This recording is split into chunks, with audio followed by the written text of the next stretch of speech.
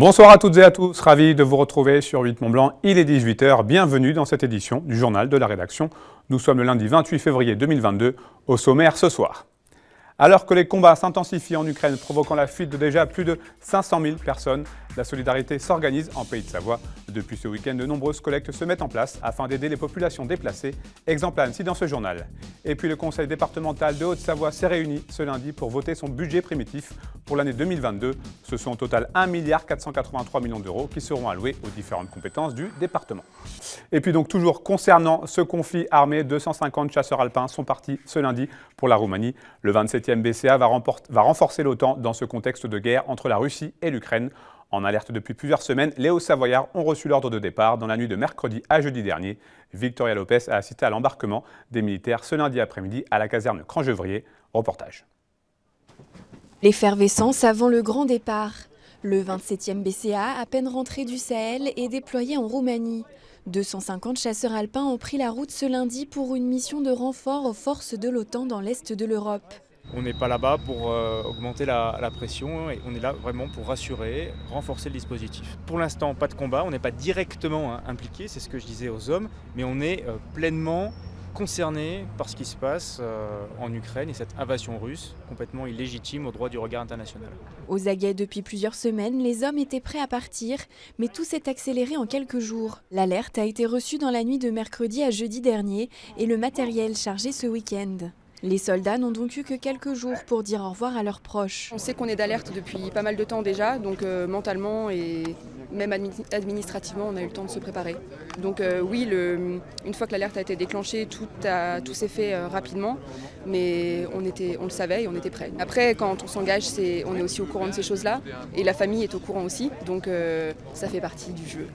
Il y a la petite boule au ventre quand même, mais j'ai hâte d'y être. C'est un petit peu dur, oui, c'est compliqué, mais c'est surtout compliqué pour ceux qui restent. Pour nous, on est dedans, donc on ne le ressent pas forcément, mais pour nos familles, nos petites copines et tout, c'est plus compliqué. Oui. Ce départ revêt une atmosphère particulière. Si beaucoup de ces chasseurs alpins sont déjà partis en mission, la proximité de la destination et le contexte sont inédits pour tous. Beaucoup de certitudes ont été un peu bousculées. Une guerre, l'invasion par un État d'un autre État, on n'a pas connu ça depuis la Seconde Guerre mondiale. Donc forcément, intellectuellement, ça change quelques certitudes, mais foncièrement, l'environnement émotionnel d'un conflit, d'une guerre, ça reste sensiblement le même, en tout cas pour le soldat qui est déployé. La neige tombe actuellement en Roumanie, ce qui ne posera pas de problème à ces chasseurs alpins particulièrement entraînés pour intervenir en milieux extrêmes. Les soldats ne connaissent pas la durée de leur mission, ils seront déployés pour plusieurs semaines, voire plusieurs mois. Je vous le disais donc en titre, 4 jours après le début de l'invasion de l'Ukraine par les forces militaires russes qui a déjà causé la fuite de plus de 500 000 personnes, la solidarité s'organise dans nos départements à plus de 2200 km du conflit. En Haute-Savoie, par exemple, des associations et des particuliers organisent des collectes de denrées alimentaires et de produits de première nécessité. Plusieurs camions doivent partir ce mercredi afin d'acheminer les marchandises récoltées à la frontière ukrainienne. Exemple à Annecy avec ce reportage de Manon Toiti. Tout est parti d'une idée entre voisins vendredi dernier. Francisco, ému par la situation des Ukrainiens, se propose d'aller rapporter des denrées alimentaires avec son trafic jusqu'en Ukraine. Le départ est prévu mercredi, le projet est partagé sur les réseaux sociaux et prend bien plus d'ampleur que prévu. Ils ont reçu de nombreux dons depuis et certains anonymes se proposent même de les accompagner. Et je veux bien prendre mon camion, partir. Ah, génial. Bon, on est partant, c'est bien. Ça veut dire un camion de plus. Il y avait une compagnie ukrainienne qui transporteur qui passait avec les camions un peu vides. On a profité d'envoyer déjà une première partie. Et donc en gros, je pense avec ça et tout ce qu'on a dans le garage, à mon avis, on peut remplir 3-4 camions. Et les dons, ils continuent toujours. Il y a les écoles qui sont mobilisées, l'université de Savoie et partout, en fait, ça vient de partout. À mon avis, on pourrait remplir autant de camions qu'on fait. La solidarité, elle est vraiment là. C'est fort, c'est très très fort. Vêtements, produits d'hygiène et produits alimentaires sont récoltés en ce début de semaine. Les dons affluent, en une demi-journée, le véhicule déborde déjà. Des voisins, des amis, mais aussi des inconnus viennent déposer des produits de première nécessité. Pour beaucoup, c'est naturellement qu'ils ont participé à ce voyage. C'est important, je pense, d'être solidaire avec l'Ukraine. C'est peut-être loin de chez nous, mais voilà, ça nous concerne tous. Et voilà, à notre petite échelle, c'est bien de pouvoir participer. C'est une solidarité, c'est un pays comme le nôtre, c'est tellement invraisemblable ce qui arrive. Les gens, on les a vus à la télévision, ils partent avec une toute petite valise et donc ils vont être complètement démunis et on cherche à les aider. Un tri sera effectué demain pour compacter et étiqueter tout le chargement. Pour l'instant, ils sont 8 camions à partir et le voyage devrait durer au moins 5 jours. L'objectif est d'atteindre la frontière entre la Pologne et l'Ukraine. Une fois là-bas, des associations déjà sur place devraient acheminer les vivres jusqu'à Lviv. Les bénévoles espèrent aussi pouvoir aider des Ukrainiens à s'enfuir et à arriver jusqu'en France. Et j'ajoute que la région Auvergne-Rhône-Alpes a décidé de suspendre l'ensemble de ses partenariats et de ses coopérations avec la Russie. Dans le reste de l'actualité, les conseillers départementaux de Haute-Savoie se sont réunis ce lundi pour voter le budget primitif pour cette année 2022, un budget qui représente 1 483 millions d'euros. Cette enveloppe, qui porte encore les stigmates de la crise sanitaire, prévoit de nouvelles allocations dans les secteurs de la santé et du médico-social. Plus de précisions avec ce reportage de Marine Schneider. L'ambiance est studieuse ce matin dans la salle du Conseil. Pour ce budget 2022, l'accent est mis sur l'aide et l'accompagnement à la personne, avec le choix d'étendre le Ségur de la santé à l'échelle du département. C'est une première en France. On avait vraiment l'envie de revaloriser finalement les métiers, de redonner aussi un signe fort à nos personnels, au personnel des établissements aussi, parce que ce sont nos bras armés pour s'occuper de ces personnes publics spécifiques et personnes fragiles. C'est un message qu'on lance à la fois à nos professionnels, mais aussi une voie qu'on montre, j'espère, pour d'autres départements. Derrière cette ligne budgétaire, les plus grandes parts sont réservées au secteur du tourisme avec 53 millions d'euros, à la réfection des bâtiments, 66 millions d'euros, et aux infrastructures routières avec 144 millions d'euros. Cette année, la priorité sera d'aménager la 2x2 voies entre l'A40 et Findrol et améliorer les lignes ferroviaires dans la vallée de l'Arve et sur l'axe Annecy-Aix-les-Bains. Quant au volet de la montagne, le département enclenche son plan d'aide pour le tourisme 4 saisons. Près de 300 millions d'euros seront déboursés sur toute la durée du plan, autour des milieux alpins, nordiques et autour des Grands Lacs, afin de pérenniser l'activité touristique. On a vraiment une amplification, une confortation de cette activité, pas pour avoir plus de monde et pour envahir la nature et l'environnement. Protéger l'environnement, les élus savent faire, on sait travailler pour protéger et valoriser notre environnement. Donc ce sera aussi ça le plan tourisme, c'est-à-dire accompagner les communes dans cette politique de respect. Côté agriculture, un fonds d'aide sera créé pour les filières agricoles affectées par les accidents climatiques et les crises sanitaires qui ont paralysé certains milieux comme la filière bois. Chez les sapeurs-pompiers, ils rouleront avec de nouveaux véhicules propres. Le département anticipe le renouvellement en multipliant par 3 leur enveloppe budgétaire. Je fais en sorte, quasiment en 2 années, cette année et l'année prochaine, de bazarder tous les vieux tromblons qui polluaient, de manière à ce qu'on ait que des camions neufs et qui soient au dernier cri en ce qui concerne les consommations énergétiques et donc la qualité de l'air. À savoir que 65% de leurs subventions viennent du département. Le reste est financé par les communes. Prochain vote, le budget du SDIS, il est prévu dans 15 jours. Direction Chambéry à présent, à l'occasion du 100e anniversaire du Parti communiste français, la Fédération de la Savoie a décidé de confier une partie de ses archives aux archives départementales du département. Cette vingtaine de mètres linéaires d'archives sera donc remis aux agents du département pour une conservation et une valorisation plus optimale. L'officialisation de cette opération a eu lieu la semaine dernière entre Hervé Guémard et Florian Pénaroyas. On écoute quelques réactions recueillies sur place.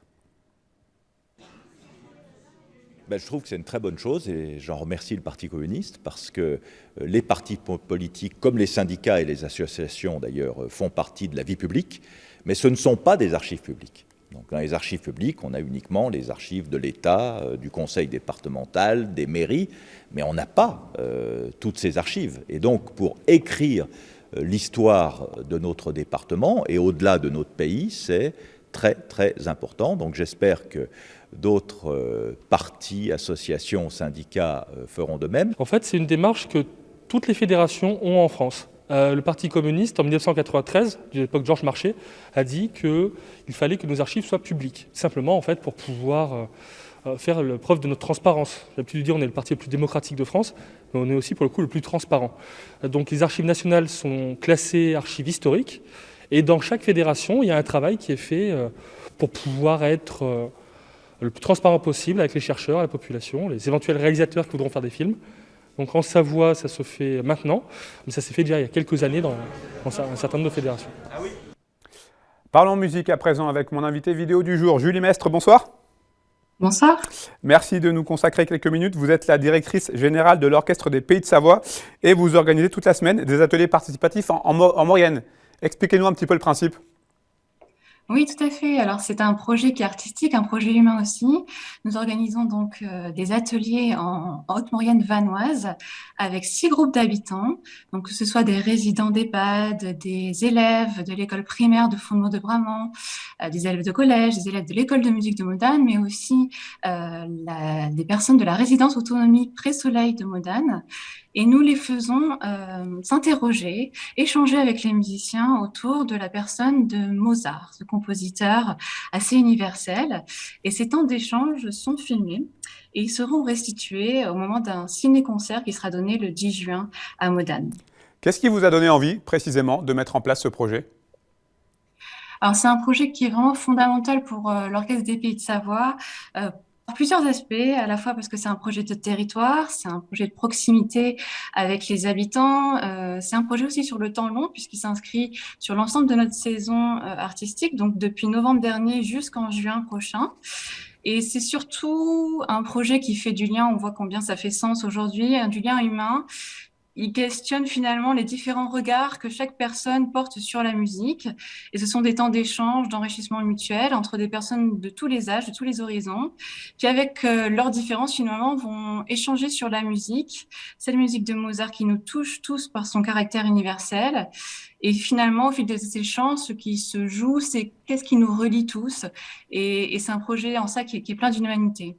Alors, ces ateliers s'adressent à des personnes âgées de 7 à 77 ans. Comment est-ce que les participants ont été sélectionnés ? Alors, ils ont été sélectionnés en lien avec la communauté de Haute-Maurienne, commune de Haute-Maurienne vanoise, qui était notre partenaire sur ce concert, sur ce projet, et avec lequel nous avons bâti finalement ces différents groupes qui se voulaient les plus divers possibles et les plus représentatifs possibles du territoire. Vous l'avez évoqué tout à l'heure, les ateliers ont lieu dans différents lieux, des lieux assez variés comme des écoles, des collèges, des EHPAD ou encore des résidences autonomie. Est-ce que le but c'est de sensibiliser un public le plus large possible ? Alors, c'est sensibiliser, mais c'est surtout des échanges. C'est-à-dire que ce n'est pas dans un seul sens. Nos musiciens aussi participent à ces échanges-là et eux-mêmes sont partie prenante de qu'est-ce que la musique évoque pour eux. Et finalement, voilà, on est évidemment dans la sensibilisation de la musique classique, mais surtout dans un moment d'échange humain, comme je le disais. Mozart, c'est un grand nom. Est-ce que le public est réceptif, en tout cas, ceux que vous avez pu rencontrer déjà ? Oui, ils sont très réceptifs. Mozart, ça suscite beaucoup d'émotions, c'est tout un imaginaire aussi. Et c'est très large finalement, c'est une figure universelle que beaucoup de monde connaît. C'est pour ça qu'on a choisi Mozart, puisque cette musique nous touche tous à notre niveau. Vous l'avez également évoqué, le point d'orgue de ce projet qui s'intitule, on ne l'a pas précisé avec nous ce soir, c'est une restitution au public en juin 2022. Ça va s'articuler de quelle manière ? Alors, tout à fait. Donc, le 10 juin prochain, nous présenterons finalement la restitution de ces ateliers au public. Donc, comme je disais, ces temps d'échange sont filmés et ils vont mener à la réalisation d'un documentaire par Arnie Berry. Et ce documentaire, ce sera comme un docu-fiction qui sera présenté donc en ciné-concert des villages à Modane avec un concert de l'orchestre donc et ce documentaire qui sera projeté. Il y aura même des enfants qui participeront en chanson à ce concert. Merci beaucoup, Julie Mestre, pour toutes ces précisions. Très bonne continuation à vous. Les Jeux paralympiques d'hiver de Pékin débutent ce vendredi en Chine. La délégation française, elle, est déjà sur place. Et les athlètes tricolores prennent leur marque tout en mesurant l'importance d'un tel événement. Lucas Ruche a pu contacter le parasnowboarder de la Clusaz, Mathias Menendez, ainsi que le double médaillé paralympique de Morzine-Avoria, Anthony Chalençon. Je vous propose de les écouter. On a fait un joli vol, on a découvert Pékin à l'arrivée, on a pris des bus pour arriver jusqu'au village paralympique. On prend nos marques petit à petit, on est très bien guidé par les personnes qui nous entourent et ça c'est très important parce que je pense que pour les premiers jeux, des fois on est un petit peu dépassé parce qu'on en a plein les yeux, on est tout content. C'est-à-dire que quand tu arrives là aux Jeux paralympiques, là, quand tu arrives dans le village, tu vois plein de monde, tu vois plein de nations différentes. Tu t'en prends plein les yeux, il y a des lumières de partout, il y a du Beijing 2022 marqué de partout, c'est trop cool en fait. C'est le rêve de gosse qui se réalise en fait. Pour moi, c'est comme si j'étais allé à Disneyland. On prend nos marques petit à petit, on est bien installé dans le village, donc voilà, c'était vraiment bien fait, donc c'est après ça d'être là. On a pris aussi nos marques sur la piste, avec le pas de tir aussi cet après-midi, et voilà, on s'acclimate tout doucement avec le décalage horaire, ça se passe bien pour l'instant, donc voilà, c'est très bien. Moi, je me rends compte que là, dans ma carrière, je me souviens beaucoup des jeux, quoi. Donc c'est des événements qui sont dingues à vivre. Et voilà, il y a forcément l'excitation qui monte, ouais, le challenge, ouais, continue. On prendra évidemment des nouvelles de ces athlètes la semaine prochaine. C'est la fin de cette édition. Merci à vous pour votre fidélité à l'information sur 8 Mont-Blanc. Merci à toute l'équipe. Tout de suite, la météo présentée par Thierry Paulme. Vous retrouverez juste après Panorama présenté par Victoria Lopez pour une émission inédite cette semaine consacrée à la station des Brasses. Pour ce premier épisode, 2 invités, Michel Girard, le directeur de l'ESF, et Yannick Jorat, le directeur de la station. Passez une très belle soirée, prenez soin de vous et de vos proches. Vous avez rendez-vous avec Marine Schneider pour le journal ce mardi. À bientôt.